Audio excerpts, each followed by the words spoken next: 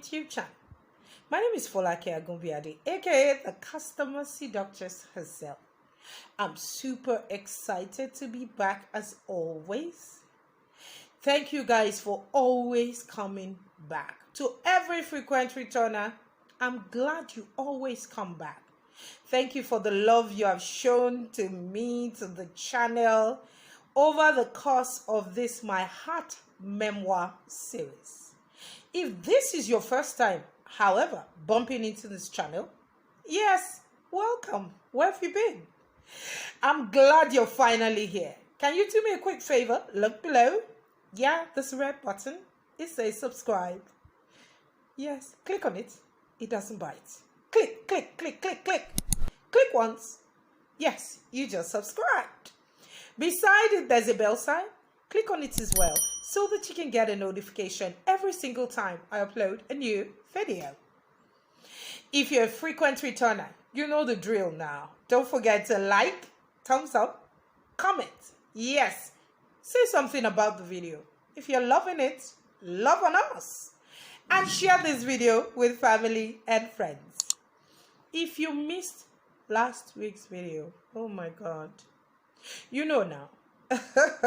My Heart Memoirs Part 2. That's it right there. Check it out. Check out Part 1. Check out Part 2 before you watch this video. Today, we're talking Heart Memoirs Part 3. Still on my life story. I've gotten quite a bit of feedback from this particular series, how much it has impacted a lot of us, how much it has brought some form of clarity to some of the peculiar situations that a lot of us have been going through. I've heard people tell me you were so vulnerable. Honestly, at this point in life, where you reach a certain age and a certain stage in life, the focus is not on you. The focus is on your legacy. And for me, this Heart Memoirs Life Story series is basically about legacy. Telling you guys out there what I've been through, how I was able to come out of it, where I am, and probably where I'm going to, if I'm led to share. So if for adventure you are yet to share this video, yes, we're going to 1,000 subscribers. What are you waiting for? Share it now. Share it with someone. So, to my today's video topic. You guys like gist.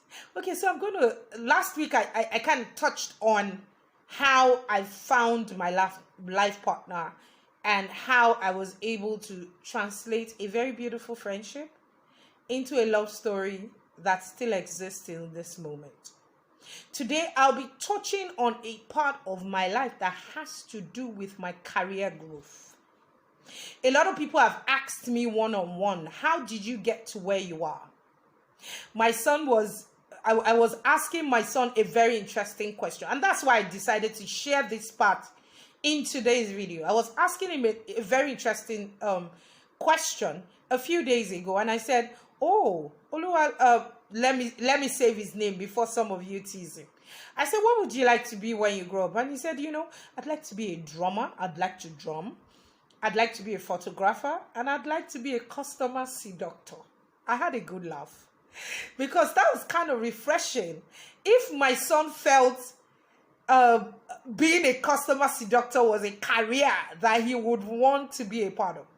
So I had to sit him down and give him his story of my journey and how I got to what I'm doing today. So I'll tell you a little about my background. I served in Kogi State, Asaya Camp. Yes, I did my camping at Asaya Camp at Kogi State. And I moved on to Lokoja. I was posted to Lokoja. Even on camp, a very interesting story happened that I'd like to share. And that came from just having this passion for speaking. I can't talk about my life story and not talk about my passion for speaking. So one day I was on camp. I was trying to blend in and do quite a number of things, just blend into camp and do everything I could do without not standing out. As it is, I'm very tall, so There's almost nothing I can do that people will not notice me. But one day I was passing by the OBS. That's like the NYSC camp broadcasting radio. Every camp has an OBS studio where people broadcast from. And I heard the person who was behind the mic speaking, and it was really terrible. And I was like, God, I can do better than that. I can do better than that. So what happened? I knocked on the door, and the camp official who was in charge of camp, Mr. Maxwell, I still remember him, was there. And of course, one of the core members was on the mic in the OBS studio. And I said, sorry, I can do what he does, and I can do it better. Shocking, right? But I've always been bold like that, especially about the things I know how to do. If you're watching me out there and God has given you a gift, but you are too intimidated, you lack the self-esteem to speak up when your expertise is needed, that is not humility. If you have the ability to do something, to change something around you, it's not forward to offer your expertise. It might be prideful if you don't offer it the right way, but never lose an opportunity to sell who you are and what you're good at. Never. I say that again. Never lose an opportunity to sell who you are, what you're good at, if that opportunity arises. Take it up quickly. So he said, really? I said, yes. And he said, okay, let's try you out. If I didn't ask, I wouldn't have known I could be good at broadcasting. I just knew I could speak. And I knew I had the skills that were needed for that opportunity. So I jumped into the booth. And there started my career in broadcasting, doing radio. And the session was so amazing. I was a natural. It was so fantastic that people were waiting to see who was behind the mic when I was done for the day around 10 p.m. What that opportunity gave me was favor before everybody that mattered in that camp. That wasn't my intention when I spoke up. But it gave me favor. It gave me leverage. I got to be at the city capital by posting. And guess what? Where I was posted to, when I got there, I was rejected. I was devastated. I was really in a bad state. And I was taking a cab back home, knowing how difficult it is to get another placement in a town that is not so big. And I walked into the cab, and I was still teary. And in the cab, I was sitting with someone who saw me teary and said, Copper, are you okay? By the way, the indigenes of Lokoja were the nicest people ever in my life. They used to pay for core members when you take a taxi. And he said, I'll pay for you. Why are you looking so sad? I said, I just got rejected. I didn't even think about it, that I shouldn't say it. And he said, oh, you know what? I can get you a placement at the pensions board. Just give me your number. Let me give you my number. Call me tomorrow. And that's how that person who I met in a taxi, because I spoke, I said what my issues out in a strange land where I knew no one. He took up my letter the next day and got me a placement at the pension board. Now, at the pension board where I was serving, I was so fantastic as a core member. I brought all of my expertise because I had worked before I went to serve. So administratively, I was rather sound. I brought all of my expertise. I didn't say, okay, I didn't have a table. I had to sit in one person's office on the visitor's chair where a makeshift table was made for me. But regardless, I kept looking for opportunities to develop myself, to build myself. And someone came to my principal's office. I mean, the officer with which I was attached, and saw me delivering a presentation to him that he had given me. And he said, no, this core member should not be here. What's she doing in pension board? You guys are wasting her career here. And that man looked at me. I can't even remember his name. And he said, you know what? I work with a UNDP funded project. at the secretariat, and I want you to be my core member. And he looked at my principal and said, can you release her to me? And he said, no, please take her. She's too good. This place, we're not utilizing her. And that's how I got to serve. If you ask me where I served in Lokoja, I'll tell you a UNDP project. Because it sounded better. And that's how I got that opportunity. Now, I said this whole story. I served in that UNDP. I didn't serve, if you ask me. I was working like a full-time staff. And I was paid, well paid, than most coppers in my service here. And from there, I got another job opportunity in Abuja. I didn't finish my service here. Yeah. I had to get my ZC to cover for me so that I could relocate to Abuja to start a job that I'd interviewed for in Lagos. I'd interviewed for that job in Lagos, but they didn't give me the job because I had not finished serving. 1, 2. We were 2 who did well at the interview, and they picked a guy over me because they say women have drama. So someone I knew that organization was opening their branch in Abuja and called me and said, call up the principal partner. It was a law firm, Matrix Solicitors. And I called up the principal partner. I said, I was just calling to say hi.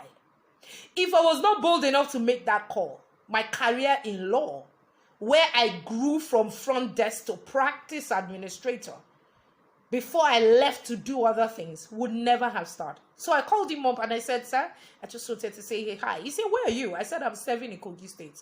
He said, Kogi is close to Abuja. I said, yes, sir. He said, would you like to work with us? We've already interviewed you. You can start work. And that's how I came to Abuja and started work at Matrix Solicitor as a front desk officer. So a lot of times when I tease people or I say it, no, the word is not when I tease people. When I say it in person that I have never been out of a job until I decided to work for myself. That is literally the truth. I never was out of a job unless I didn't want to work. Pause and ponder about it. What value do you have? And how have you harnessed that value enough that you become an enigma in the marketplace? My decision to give back as an apostle in the marketplace came from the kind of opportunities and the doors that people opened for me. And those doors didn't just open because of nepotism. They opened because I had value to give. Quick question. What value do you have? Have you started harnessing your value? Do you appreciate your value? Do you even think what you have is valuable? How have you developed yourself? I believe so much in teaching myself a lot of things that when I entered into Matrix, it was a professional environment. I've never worked in that kind of area. I had to self-teach myself a lot of things on the internet. And I had a boss who was pretty mean to me then. She's my best friend now. She's one of my closest friends. Because she pushed me until everything that needed to align in administration in my life aligned. Finance, human resources, everything, documentation, everything. And I also got to do my dream job. You remember I said I wanted to study law. So I started my career in a law firm. God just wanted me to experience what I wasn't missing out on. I'm grateful I read psychology. I'm grateful I get to help you. I'm grateful I get to help myself and humanity. I am grateful for my journey. I am grateful for the things God has done and God is still doing. So let me encourage you. Where you are does not define you. You just need to find where you need to go. What is it about? How do you want to get there? When do you want to get there? What do you need to do to get there? Who do you need to find to get there? And start this journey of making out the best version of you, because you have it all. You can have it all. You can live your dreams. You can be that thing you want to be. I hope I've been able to connect with you on my Heart Memoirs Part 3, my life story. And this one is strictly about my career part. If you are yet to subscribe to this video and you watch till the very end, that's not nice.